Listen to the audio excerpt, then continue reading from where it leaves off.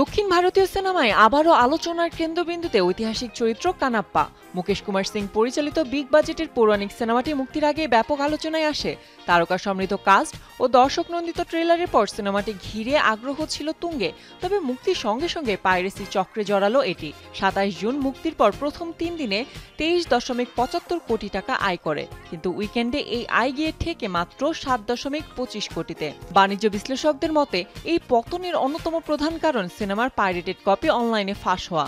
তবে ইতিমধ্যে ৩০,০০০-এর বেশি অবৈধ লিঙ্ক সরিয়ে ফেলা হয়েছে বলে জানা গেছে। কানাপ্পার অন্যতম আকর্ষণ এর তারকাবহুল উপস্থিতি। কেন্দ্রীয় চরিত্রে বিষ্ণু মনসুর, সাথে আছেন প্রীতি মুকুন্দন, কাজল আগারওয়াল আর শরৎ কুমার। এর বাইরে বিশেষ চরিত্রে পর্দা কাঁপিয়েছেন অক্ষয় কুমার, প্রভাস এবং মোহনলাল, যা দর্শকদের মধ্যে বাড়তি আগ্রহ তৈরি করেছে।